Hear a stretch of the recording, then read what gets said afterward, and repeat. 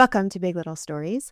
I'm Ivy Sharmetz. My guest today is a veteran showrunner and producer who has created nearly 2,000 hours of content in almost every genre of entertainment you can imagine, from fiction, news, sports, documentaries, more. Daniel Cubillo is now sharing what he's learned in his new book, The Creative Mastermind Mind. It helps creators, storytellers, and entertainment professionals figure out how to navigate and break through our new, very content-driven world. Daniel, I am very excited to have you here. Thank you so much for making the time to chat with me. Thank you. Well, so I want to start because I always like to ask people how they, especially storytellers, I'm always fascinated by how storytellers become storytellers. But you have a very interesting story. When you were a little boy, we have a couple stories, but the first one that I thought was so funny because it's actually similar to something I used to do. I used to have a fake talk show when I was little, and I would talk into like the antenna of the recorder and record myself. But I read that you used to also do that. It would be, I guess, what we would call a podcast today. Your aunt called them radio novelas, right? Yes. Tell me about your very early podcasts as a young child. What were you talking about? Well, I was that kid that um I was the expert in explaining the movies to my friends without revealing the end and the key elements. I loved movies and I loved television forever. And I was a kid still when I read something about Star Wars, Mm, the first Star Wars. And of course, they premiered the movie, and we needed to go with adults. yeah, That was yeah, yeah. our reality then. And yeah, after a lot of begging, my auntie finally took us to the movies. It was summer break, and I wasn't in Madrid. I'm from Madrid, but I wasn't in Madrid. I was in a small town close to Madrid, and we will go every freaking day to the theater 4 or 5 times just to see the pictures of the Yeah, movie, just to yeah, see the yeah. pictures.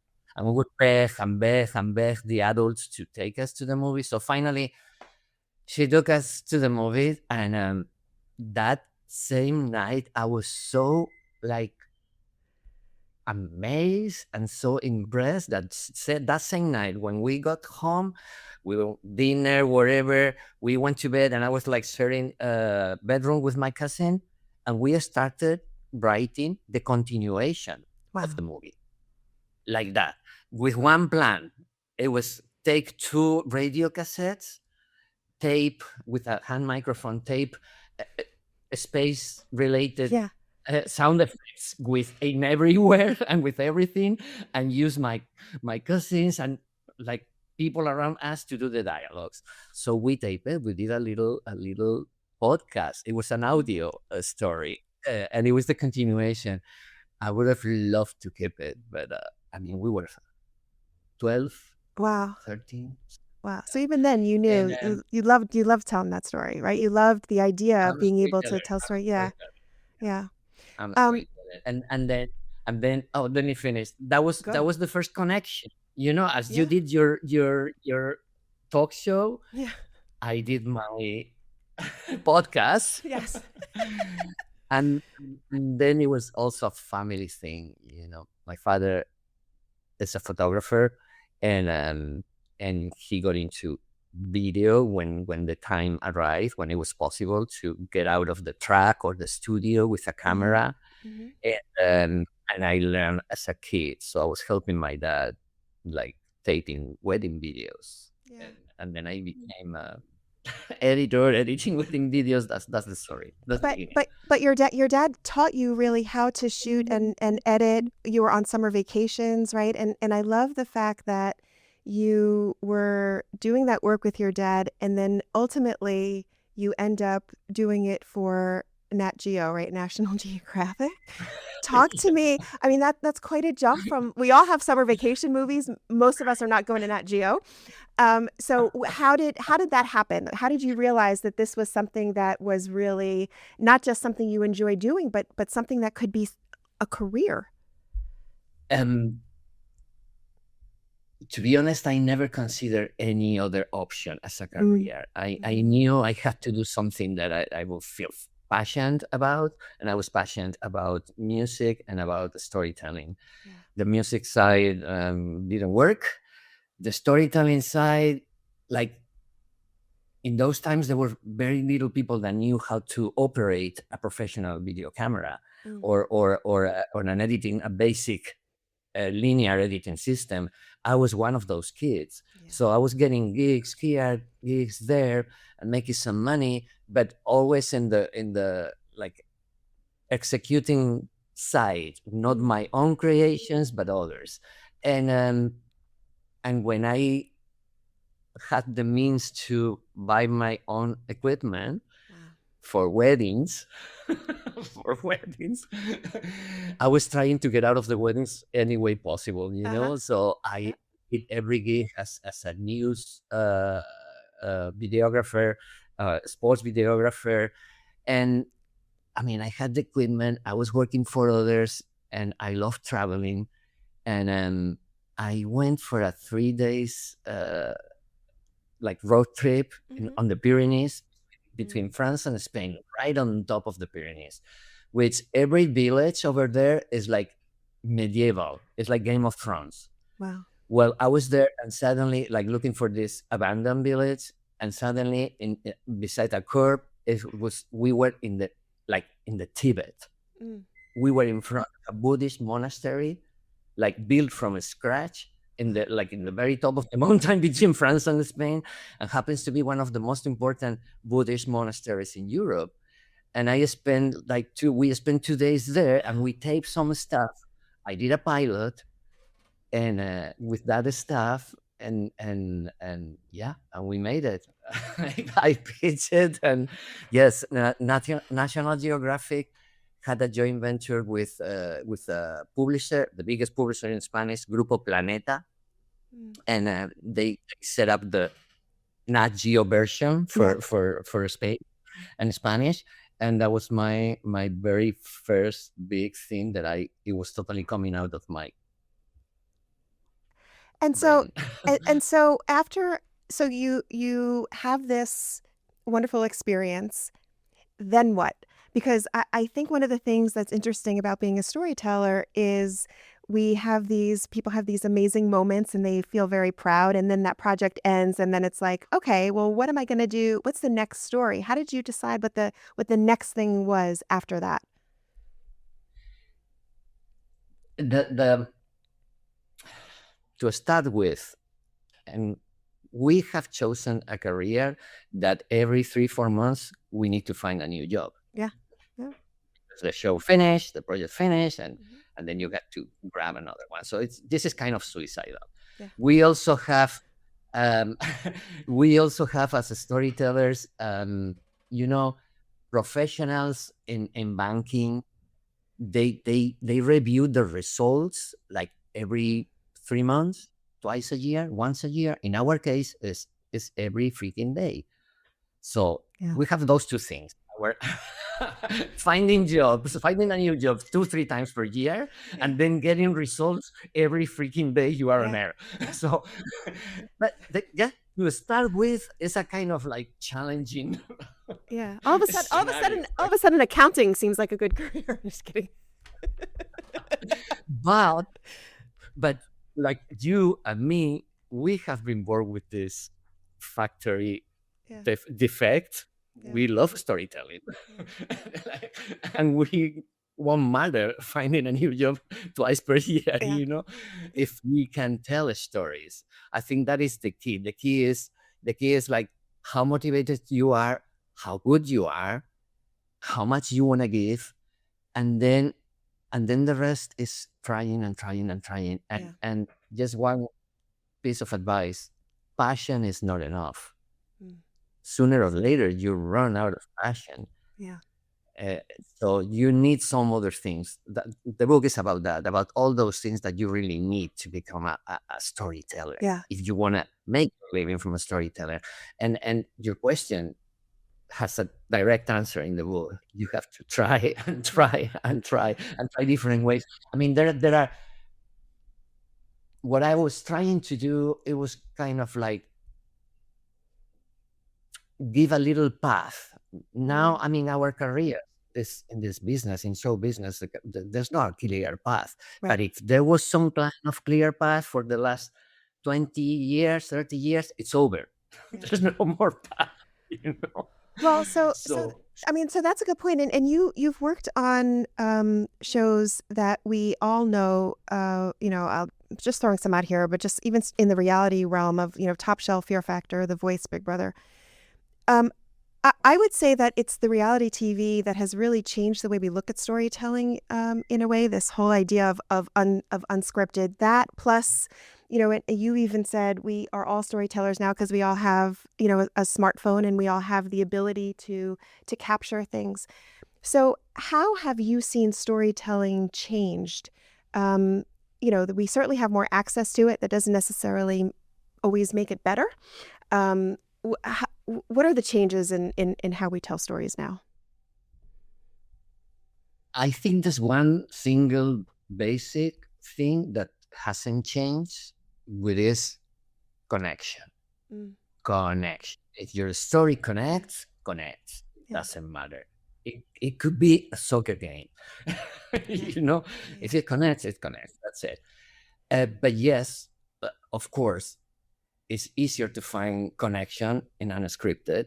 Sure. It's very elaborate to develop connections in unscripted and to figure out those amazing scenes and dialogues and performances and lighting that are gonna put you there. But with real people doing real things, that connection is easier. Mm. I think I was so impressed before Big Brother was premiered here. The very first Big Brother, Endemol, Mall, the creators, they had their own little network in the Netherlands. They had like a cable network, and that was where they broadcast the first Big Brother. Okay, the second Big Brother was in my country, was in Spain. It was the very first that it was in a national broadcast network for real, and it was like ratings of the 70%, 80%. It was such a like crazy. And for me, when I first read about it, I was doing scripted. I was doing a scripted broadcast network primetime drama as a director. And I read about it and I thought, oh my God, the writing process, the storytelling process inversed. Instead of a writer writing lines and scenes, these people live in a house and then the writers build the story with exactly what they did. 1 year later, I was working in Big Brother. And it just came. I didn't call them, That's amazing. no. One in church called me, and I was negotiating my second year agreement with this other big production company, and they were like, okay, and I ended up doing that. And yeah, like reality, I've done a lot of documentary, from travel documentary to a lot of documentary, and for me, reality was a kind of a natural extension. And Yeah. and yes, no doubt it has changed. What is happening now is like there are franchises that are so well established. Like there's more than 2,000 episodes of Real Housewives Gosh. between the different series and the Right. different speed. More than 2,000. That means there's a lot of people in those companies having a steady lives, a steady jobs, and families and making their life okay. But that means also that the characters are going to become just that, characters are going to lose the connection with reality and see that. So now reality is such a big kind of like a spaceship with a lot of different cabins. you know? And then, but it's here to stay. I mean, that's obvious. I mean, it's gonna continue. It's gonna evolve. I hope. I'm very curious about how technology is gonna affect the storytelling. Yeah. Because this thing about the passive, just the watcher role. I Um, think I think it's change. We'll we see. so I want to we're going to take a very quick break. When we come back, I want to talk about your book because you are like spilling all the secrets of really of all of your amazing career and sharing it with people and helping people and giving them a little bit of insight. So we're going to talk about that. We take a quick break. More with Daniel when we come right back.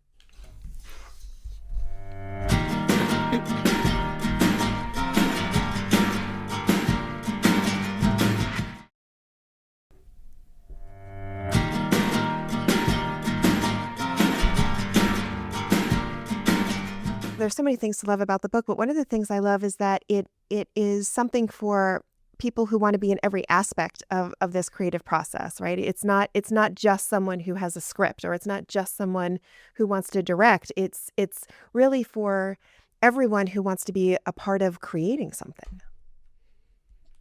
I mean, the mastermind mind. Exactly. And this is a book. This is about a book about creative leadership. Yeah. If you're creative, if you're leading any project, and it could be a startup or whatever it is, or a piece of pottery or a podcast or a movie, if you are the one that has the imagination and you want to execute what you have in your imagination, this is your book. That's what I consider a mastermind mind. Yeah.